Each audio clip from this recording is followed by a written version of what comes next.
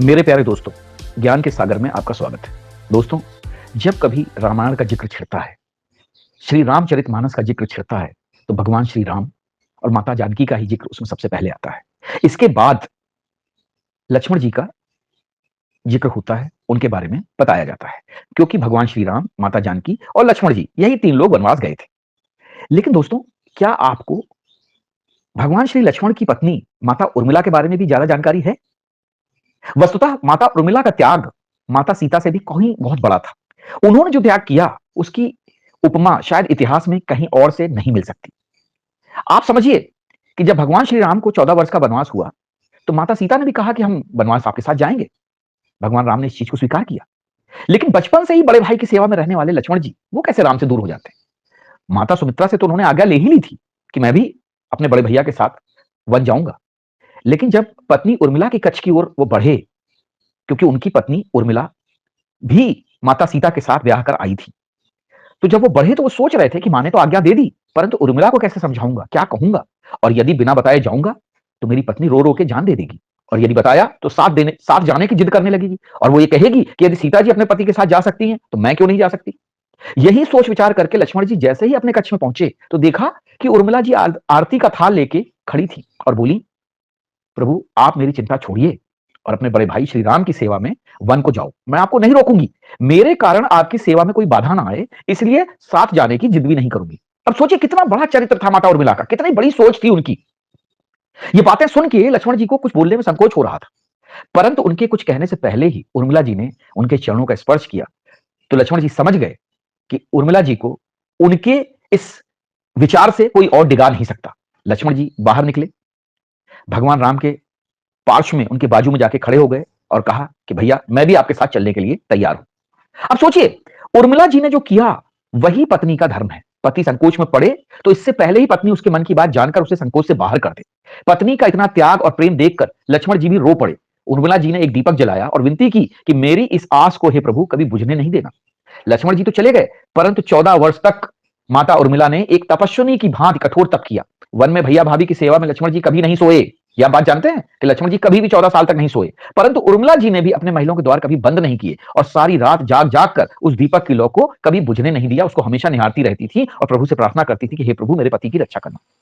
मेघनाथ से युद्ध करते समय जब लक्ष्मण जी को शक्ति लग जाती है और हनुमान जी उनके लिए संजीवनी का पहाड़ लेकर लौट रहे होते हैं, तो बीच अयोध्या में भरत जी उन्हें राक्षस समझकर बाण मारते हैं और हनुमान जी गिर पड़ते हैं। ये आपने किस्सा सुना होगा।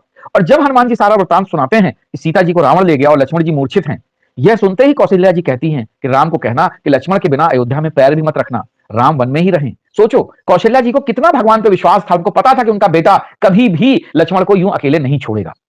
माता सुमित्रा ने कहा कि राम से कहना कि कोई बात नहीं, अभी शत्रुघ्न है, आपको पता है ना, लक्ष्मण और शत्रुघ्न दोनों सगे भाई थे, सबसे छोटे थे। उन्होंने कहा कि अभी शत्रुघ्न है, मैं उसे भेज दूंगी, मेरे दोनों पुत्र अगर बड़े भाई राम की सेवा के लिए अगर काम आ जाएं तो मेरा जीवन धन्य होगा। ये मेरे दोनों पुत्र राम की सेवा के लिए ही तो जन्मे हैं। अब सोचिए कैसी थी उनकी माताएं कि जिन्होंने अपने पुत्रों के लिए यह भी नहीं सोचा कि लक्ष्मण मूर्छित पड़े हुए हैं, पता नहीं उनकी जान बचेगी या नहीं बचेगी, लेकिन फिर भी उन्हें भगवान राम से इतना विश्वास था, इतना प्यार था कि उन्होंने ये बात कही। माताओं का प्रेम देखकर हनुमान जी की आंखों से अश्रुधारा बह रही थी। हनुमान जी बहुत ही द्रवित थे, बहुत ही ज्यादा संकोच में थे, परंतु जब उन्होंने उर्मिला जी को देखा तो सोचने लगे कि अरे ये क्यों इतना एकदम से शांत खड़ी हुई हैं? इनकी ना तो आंखों में आंसू हैं, ना ही ये घबराई हुई हैं, क्या इन्हें अपने पति के प्राणों की चिंता नहीं है? हनुमान जी ने तब उनसे हाथ जोड़ के पूछा, हे देवी उर्मिला, आपके इस मौन का कारण क्या है? आपके पति के प्राण संकट में है, सूर्य उदित होते ही सूर्य कुल का दीपक बुझ जाएगा, आपके पति के प्राण चले जाएंगे। उर्मिला जी ने जो जवाब दिया उसको सुनकर न सिर्फ हनुमान जी बल्कि तीनों लोगों का कोई भी प्राणी उनकी वंदना किए बिना नहीं रह पाएगा, और वही हुआ भी। उर्मिला जी ने कहा, मेरा दीपक संकट में नहीं है, वो बुझ ही नहीं सकता। रही बात सूर्योदय की, तो आपके वहां पहुंचे बिना सूर्य उदित ही नहीं हो सकता। हे पवन पुत्र, आप आराम से जाइए, मैं सूर्य को उदय होने नहीं दूंगी जब तक मेरे लक्ष्मण के प्राण वापस नहीं आते हैं। उन्होंने कहा कि हे अंजनी नंदन, प्रभु श्री राम मेरे पति को अपनी गोद में लेके बैठे हैं, जो योगेश्वर राम की गोद में लेटा हो उसे काल कैसे छू सकता है?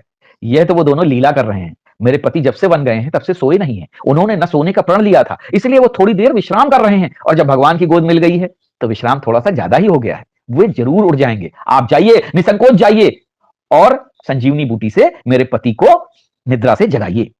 और उन्होंने फिर आगे बोला कि हे अंजनी नंदन, शक्ति मेरे पति को नहीं लगी, शक्ति तो राम जी को लगी है। मेरे पति की हर श्वास में राम है, हर धड़कन में राम है, उनके रोम रोम में राम है, उनकी खून की बूंद बूंद में राम है, और जब तक उनके शरीर और आत्मा में है तब तक सिर्फ राम है। और जो शक्ति लक्ष्मण को आप बता रहे हो लगी हुई, वो शक्ति तो कायदे से राम को लगी है, दंड राम जी को ही हो रहा है। इसलिए हनुमान जी आप निश्चिंत होकर जाएं, सूर्य उदित नहीं होगा। और ये बात सच है, सूर्य भगवान में भी इतनी ताकत नहीं थी कि सूर्य कुल के दीपक का बुझा सकें।